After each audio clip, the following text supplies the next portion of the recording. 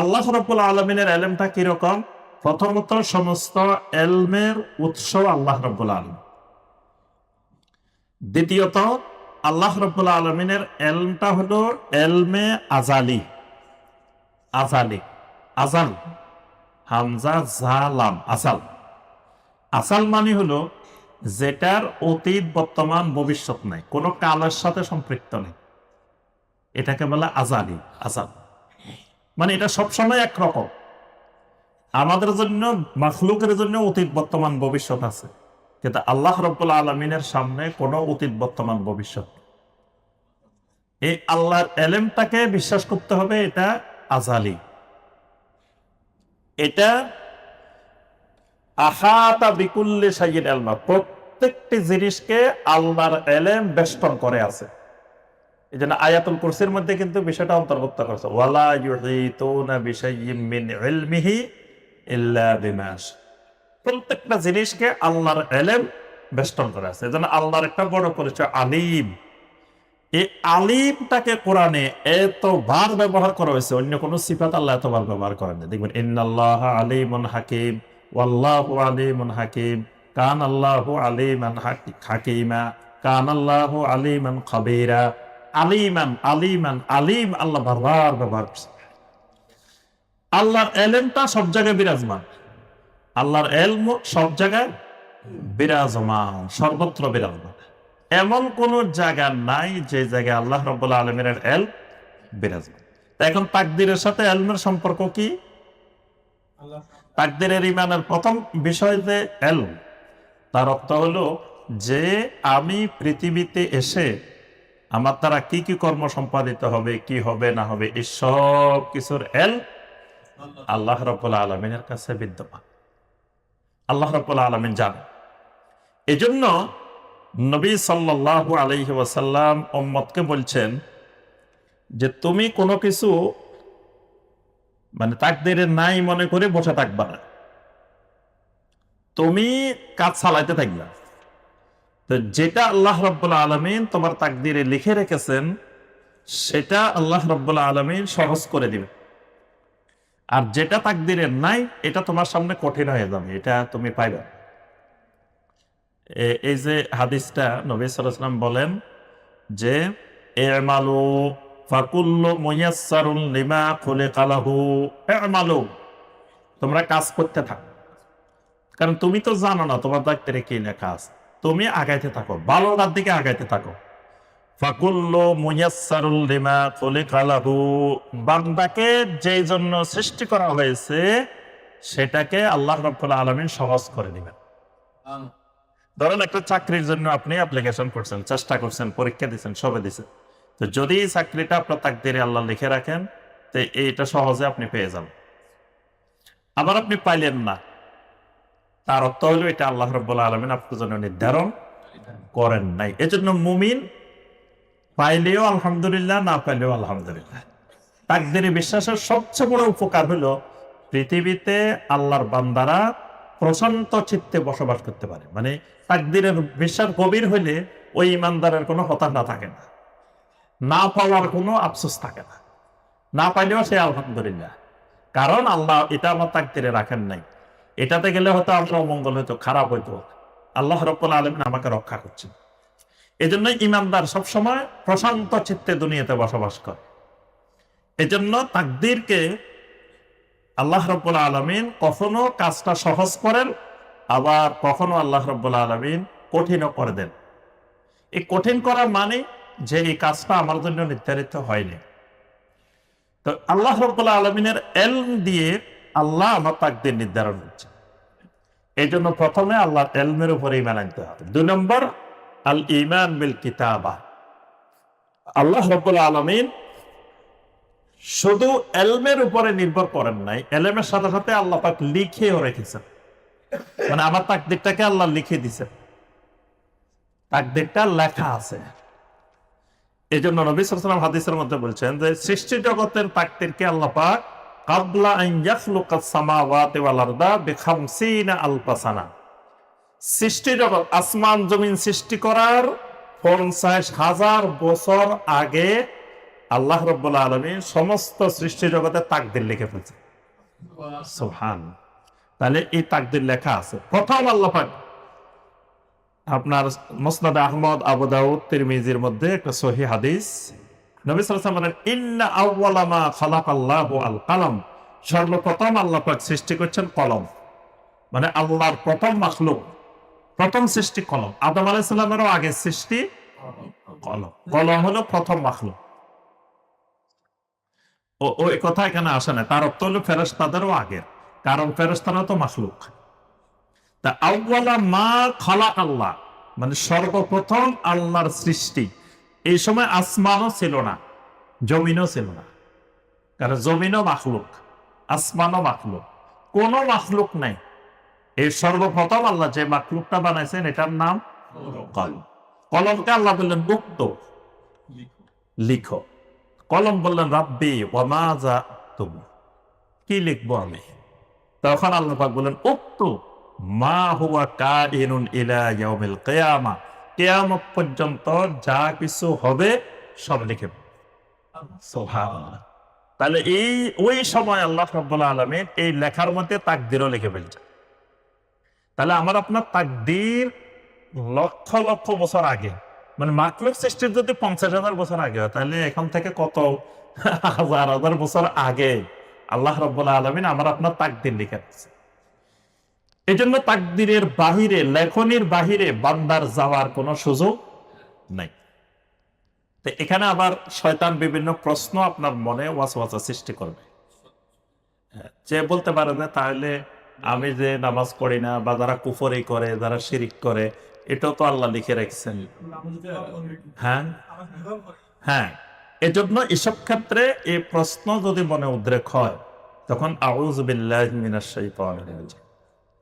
কারণ আমার আপনার জ্ঞানটা, এটা বিশ্বাস করতে হবে, আমার আপনার জ্ঞানটা সীমিত, সামান্য।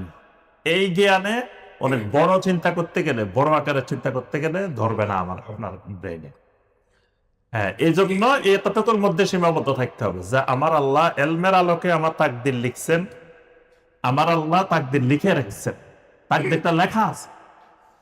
3 নম্বর মাশিয়া। মাশিয়া মানে আল্লাহর এলেমেও আছে, লিখেও রাখছে, তাই বলে আমার আল্লাহ করতে বাধ্য না। এটা বাস্তবায়ন করতে আমার আল্লাহ বাধ্য না। আমার আল্লাহর একটা ইচ্ছা আছে, মাশিয়া। কোরআনে দেখবেন অসংখ্য আয়াত আল্লাহ এটা বলছে, ওয়ামা তাশাউনা ইল্লা আন ইয়াশা আল্লাহু রাব্বুল আলামিন। তোমরা যত কিছু চাও না কেন, আল্লাহ রাব্বুল আলামিন যেটা চাইবেন সেটাই হবে। এরপরে আল্লাহ পাক কোরআনে কারিমে বলছেন, আল্লাহ শিরকের গুনাহ ক্ষমা করবেন না, কিন্তু ওয়ায়াগফিরু মা দুনা যালিকা লিমান ইয়াশা। শিরকের বাহিরে অন্য গুনাহ আল্লাহ যাকে চাইবেন তাকে মাফ করে দিবেন। সবাইকে মাফ করে দিবেন এটা বলেন নাই, কিন্তু লিমান ইয়াশা, আল্লাহর ইচ্ছা, আল্লাহ চাইলে। এজন্য কোন মানুষ অপরজনকে জাহান্নামী বলতে পারে না। আপনি গুনাহগার বলতে পারেন, আপনার সামনে গুনাহ করছে, গুনাহগার বলতে পারেন, পাপী বলতে পারেন, কিন্তু আপনি ঘোষণা দিতে পারেন না লোকটা জাহান্নামী, কারণ জাহান্নাম তো আপনার না। আল্লাহ কারো জাহান্নামে দিবেন না দিবেন এটা আল্লাহর এখতিয়ার। আল্লাহ চাইলে তো তারা মাফও করে দিতে পারে। আল্লাহকে আপনারা জিজ্ঞেস করবো এটা মাফ করে দিব? আপনি আমি কোন ব্যক্তিকে জান্নাতীয় বলা যাবে না, জাহান্নামীও বলা যাবে। এটা আল্লাহ রাব্বুল আলামিনের এখতিয়ার। এটাকে বলে মাশিয়া, আল্লাহর ইচ্ছা।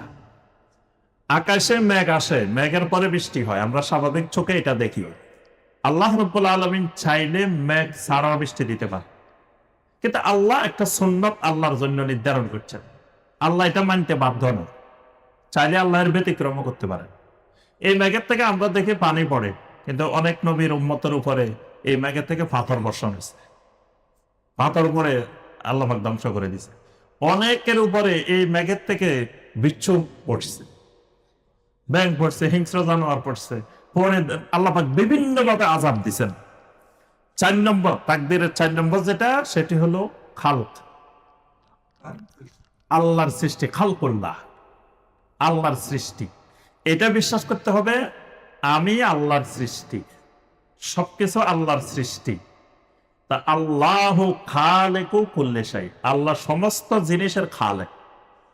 তাহলে আমার তাকদীরেরও খালেক আল্লাহ রাব্বুল আলামিন। তো যেহেতু আল্লাহ আমার তাকদীরের খালেক, আল্লাহ আমার সবকিছুর খালেক, তাহলে আল্লাহ আমার জন্য যেটা কল্যাণকর সেটাই আল্লাহ আমার জন্য নির্ধারণ করছে। আচ্ছা, এখানে আল্লাহ সুবহানাহু ওয়া তাআলার খালকেও বিশ্বাস করতে হবে। আরেকটা জিনিস সর্বশেষ যেটা 5 নম্বর, সেটি হলো আল ইস্তিতাআহ। এটার মধ্যে আর আমাদের সাথে ওই কাদরিয়া জাবরিয়াদের পার্থক্য। আল ইস্তিতাআহ, ইস্তিতাআহ মানে বান্দাকে আল্লাহ রাব্বুল আলামিন তাকদীরও নির্ধারণ করছেন, আল্লাহর ইলমেও আছে, লিখেও রাখছেন, সব ঠিক আছে, কিন্তু বান্দাকে আল্লাহ একটা ইচ্ছা শক্তি দিচ্ছেন। ইচ্ছা শক্তি আল্লাহ রাব্বুল আলামিন দুই রাস্তার মাঝখানে বান্দাকে দাঁড় করাই দিচ্ছেন। দাঁড় করাই দিয়ে বলছেন যে এটা জান্নাতের রাস্তা, এটা জাহান্নামের রাস্তা। এখন বান্দা চাইলে সে জান্নাতেরটাও যাইতে পারে, জাহান্নামেরটাও যাইতে পারে। এই যাওয়ার এখতিয়ারটা বান্দার আছে। বান্দার যদি এই এখতিয়ার না থাকতো তাহলে তো আল্লাহর বিচার করার দরকার ছিল না।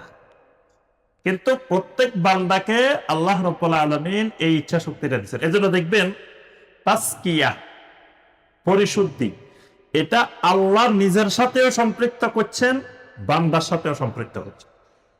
যেমন আল্লাহ বলছেন কাদ আফলাহা মান তাযাক্কা, কাদ আফলাহা ওই লোকটা সফল, মান তাযাক্কা যে নিজেকে পরিশুদ্ধ করছে। তার অর্থ কি? সে নিজেকে পরিশুদ্ধ করতে পারে, তার এই ক্ষমতা আছে।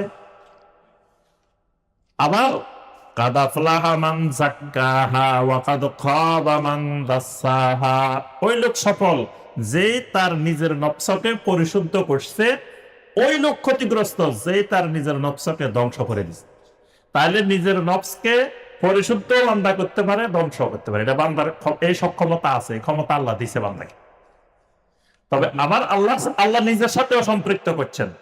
বালিল্লাহু ইউযাক্কি মান ইয়াশা, আল্লাহ যাকে চান তাকে পরিশুদ্ধ করেন। তাসকিয়াটাকে দুই দিকে আল্লাহর সাথে সম্পৃক্ত করা হয়েছে, বান্দার সাথে সম্পৃক্ত। তাহলে বোঝা যায় বান্দার একটা সম্পৃক্ততা, মানে সক্ষমতা, ইচ্ছা শক্তি আল্লাহ বান্দাকে দিচ্ছেন। এই কারণে বান্দার হিসাব হবে, গুনাহ করলে বান্দার হিসাব হবে। এই যে ধরেন এক লোকে জানা করছে, জানা করার পরে আমরা শাস্তি দিলাম, শাস্তি দিলে তার গুনাহ মাফ হবে না, কিন্তু গুনাহ মাফ হবে। চুরি করছে, আপনি চোরের হাত কাটে দিচ্ছেন, চোরের গুনাহ মাফ হবে না।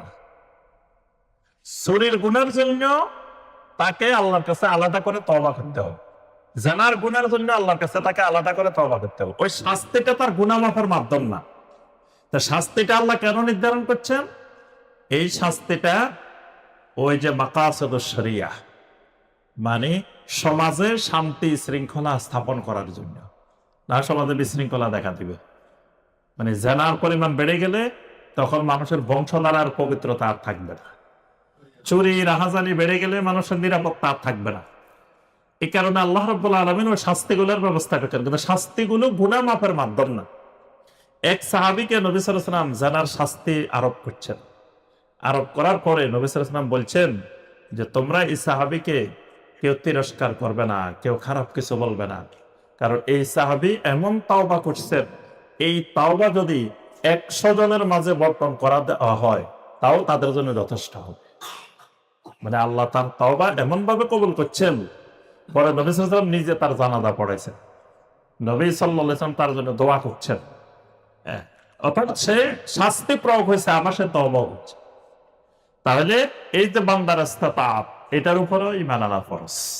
তা আমরা সংক্ষিপ্তভাবে আমরা আজকে 4টা বিষয় ঈমানের আরকানের উপরে আমরা আলোচনা করলাম। আল্লাহ রাব্বুল আলামিন আমাদেরকে যথাযথভাবে আল্লাহ রাব্বুল আলামিনের উপরে ঈমান আনার তৌফিক দান করুন।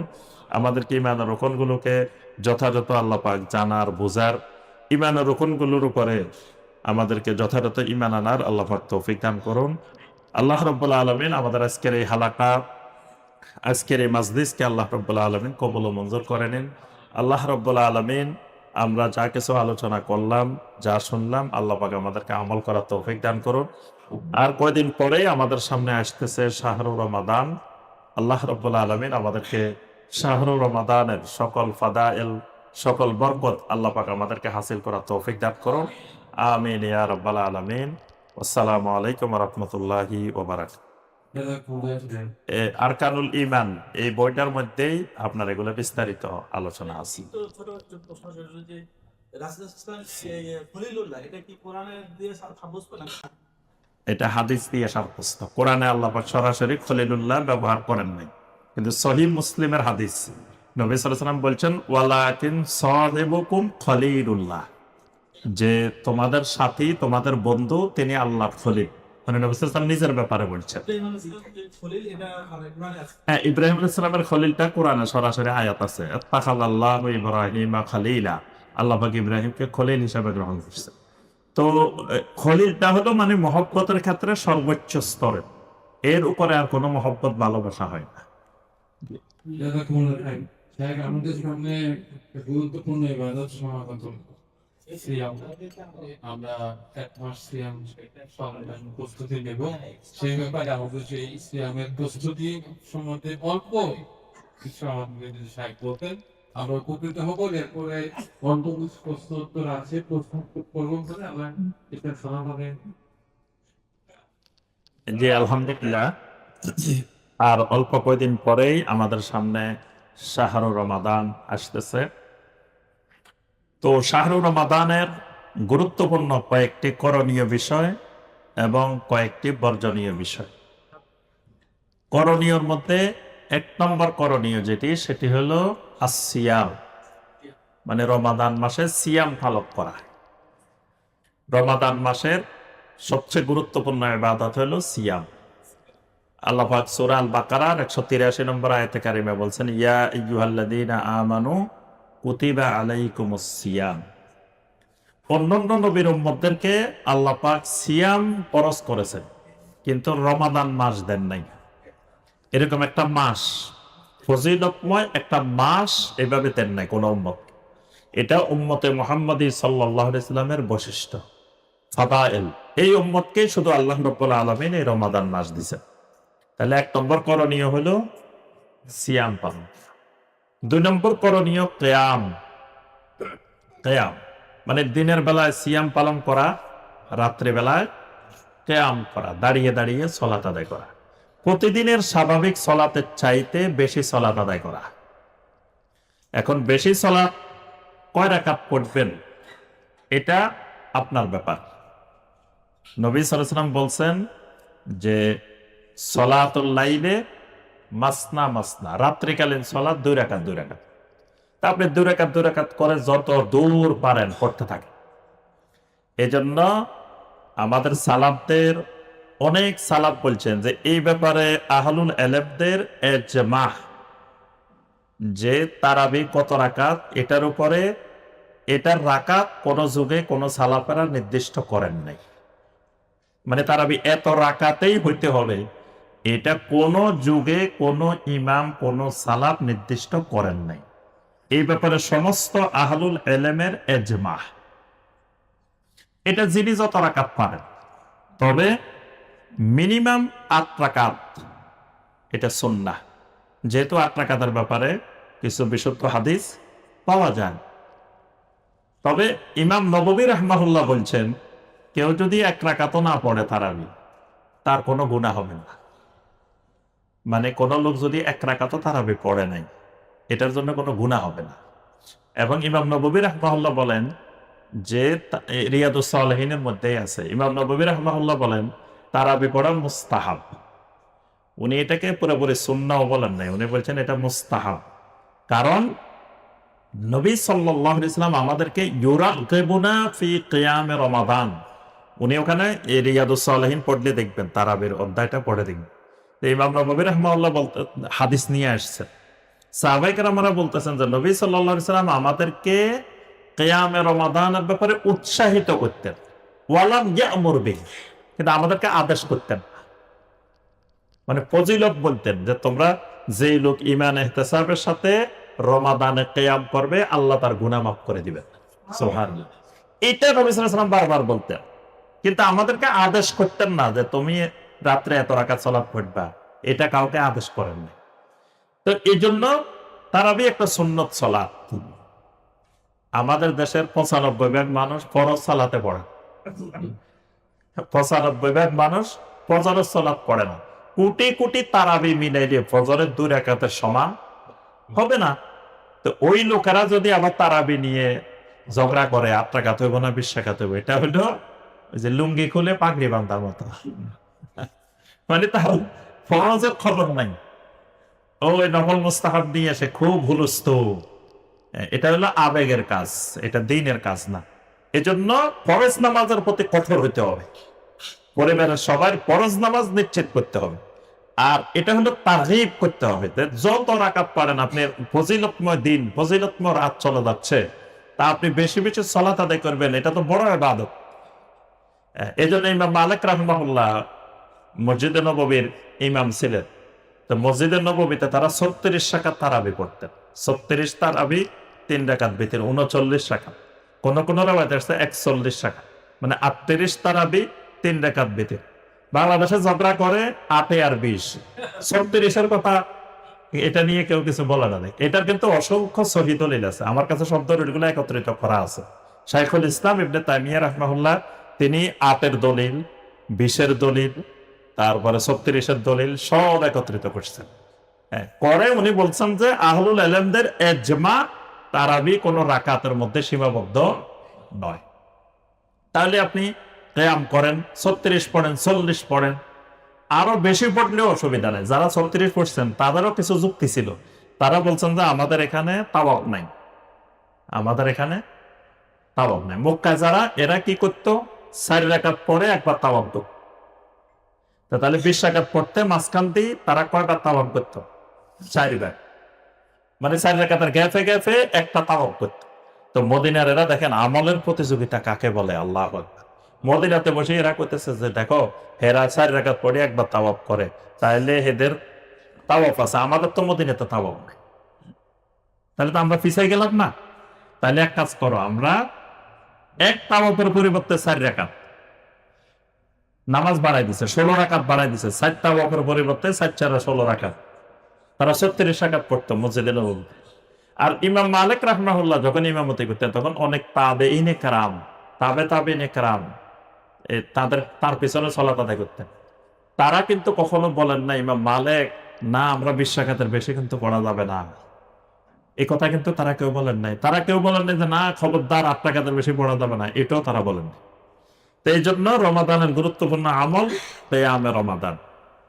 3 নম্বর রমাদানের গুরুত্বপূর্ণ আমল, এটা কোরআন নাজিলের মাস, কোরআনের সাথে সম্পর্ক বৃদ্ধি করা, কোরআন বেশি বেশি তেলাওয়াত করা, কোরআনের জন্য কয়েকটা সূরা নির্দিষ্ট করে নেবেন। পুরা কোরআন তো আর এটা মাসে তাফসীর করতে পারবেন না, কয়েকটা গুরুত্বপূর্ণ সূরা নির্দিষ্ট করে নেবেন। এই সূরাগুলো অর্থ তাফসীর সহকারে পড়বেন। সংক্ষিপ্ত বাংলায় অনেকগুলো তাফসীর আছে, আমাদের ডক্টর আবু বকর জাকারিয়া হাফেজাহুল্লাহ তাফসীরে জাকারিয়া সংক্ষিপ্ত বাংলা ভাষায়, অন্যটা না পারলে এটা পড়েন, এটা রাখেন বাসায়। আচ্ছা, তারপরে এই রমাদানের গুরুত্বপূর্ণ আমল তাওবা করা। কারণ রমাদানে রোজা রাখছেন, তেলাওয়াত করতেছেন, সব করতেছেন, তো এটার দ্বারা তো কবিরা গুনাহ মাফ হবে না। কবিরা গুনাহ মাফ হইতে হইলে তাওবা লাগবে। তাহলে এর সাথে বেশি বেশি তাওবায়ে নসুহা করা, তাওবা করা। রমাদান মাস গুনাহ মাফের মাস, মাগফিরাতের মাস, বেশি বেশি আল্লাহর রাস্তায় সদাকা করা, যথাসম্ভব সদাকা, বিশেষ করে যাকাত, যাদের উপরে যা যাকাত ফরজ আছে যাকাতগুলো আদায় করে দেওয়া। এরপরে আপনার বেশি বেশি জিকির আজকার, সার্বক্ষণিক জিকির আজকারও সময় অতিবাহিত করা, মানে বেহুদা কথাবার্তা না বলে, বেহুদা কাজ না করে, সার্বক্ষণিক চলতে ফিরতে হাঁটতে সার্বক্ষণিক আল্লাহর জিকির। এই কাজগুলো রমাদানের গুরুত্বপূর্ণ কাজ। বিশেষ করে আমাদের মা বোনেরা, তারা দেখা যায় রমাদান মাস আসলে ওই একটা সূত্র পাইছে যে রমজান মাসে খাওয়া দাওয়ার কোনো হিসাব নেই, যাহা খাইতে পারে এবার শুরু করে খালি খাবার বানানি। সেই মানে ইফতারের আগে বিকাল বেলায় জোহরের পর থেকে শুরু হয়ে গেছে ইফতারের প্রস্তুতি, আবার মাগরিবের পরে রাতের খাবারের প্রস্তুতি, এশার পরে আবার সাহারির প্রস্তুতি। রমাদান মাস খানা কমানোর মাস, কিন্তু আমরা এটাকে আবার খানা বাড়াই দিচ্ছি। এবং ওইটা মিথ্যা কথা যে রমজান মাসে যত খাইব হিসাব নাই, এই কথাটা সঠিক না। হিসাব রমজানের বাহিরে যেটা, ভিতরে ওইটা। হালাল খাইলে কোনো অসুবিধা নেই। হারাম রমজানে খাইলেও হিসাব দেওয়া লাগবে, ওই সময় খাইলেও হিসাব দেওয়া লাগবে। এই জন্য মা বোনেরা বিশেষ করে আপনার এই মাসটাকে এবাদতের মাস, এই জন্য ওইদিকে ব্যস্ততা কমাই, বেশি বেশি কোরআন তেলাওয়াত করা, বেশি বেশি জিকির আজকার করা, বেশি বেশি ইবাদত বন্দেগীতে রত থাকা, এটা উচিত। বিশেষ করে শেষ দশকে মা বোনেরা মার্কেটমুখী হয়ে যায়, খালি বাজার, খালি শপিং, ঈদের শপিং। লাইলাতুল কদর মার্কেটে, তাদের লাইলাতুল কদর যায় মার্কেটে মার্কেট, অথচ সে সময় তারা ঘরে থাকার কথা, বেশি বেশি তারা ইবাদত করার কথা, লাইলাতুল কদর তালাশ করার। এই বিষয়গুলোর দিকে আমরা খেয়াল রাখবো। আর বর্জনীয় কাজের মধ্যে প্রধানতম বর্জনীয় কাজ কাউলু জোরে ওয়াল আমলে বিহি। নবী সাল্লাল্লাহু আলাইহি ওয়াসাল্লাম বলছেন, যে লোকটা ছাড়তে পারে নাই তার উপবাস থাকে কোনো লাভ নাই। আল্লাহ খালি খানা থেকে, পানাহার থেকে বিরত থাকবে, আল্লাহ এটা চান না। তার সাথে সাথে মিথ্যা কথা, মিথ্যা কাজ। মিথ্যা কথা বলতে কোন ধরনের মিথ্যা কথা, গীবত, ছগলখড়ি, অন্যায় কথা, কাউকে মনে কষ্ট দেওয়ার কথা, কর্কশ কথা, এগুলো পরিহার করা। পরিহার করে ওই যে জবানে শুধু জিকির আজকার তারিখ রাখা। এবং একটা হাদিসে নবী সাল্লাল্লাহু আলাইহি ওয়াসাল্লাম মানা করছেন, ওয়ালা ইয়াসখাত, শোরগোলও করবে না, উচ্চ আওয়াজও করবে না। কেউ যদি তার সাথে আসে গায়ে পড়ে ঝগড়া করতে চায়, সে বলবে ইন্নী ইমরুউন সাইমুন, ভাই আমি তো রোজাদার, আমি তোমার সাথে ঝগড়া করতে পারবো না, আমি রোজাদার। তাহলে এই অনর্থক কথাবার্তা, গুনার কথাবার্তা, গুনার কাজ, এগুলো পরিহার করা। পাশাপাশি রমাদান মাস আসলে ব্যস্ততা কমাই দেওয়া। কিন্তু আমরা দেখা যায় ব্যবসায়ী রমজান মাস আসলে তার ব্যস্ততা বেড়ে যায়। তারপরে যে যে পেশায় আছে রমজান মাস আসলে তার পেশার কাজ বেড়ে যায়। তো রমাদান মাসে ওই পেশারগত কাজ কমায়, দিনের কাজ, আমলের কাজ বাড়াই দেওয়া, ওইটা কমানো।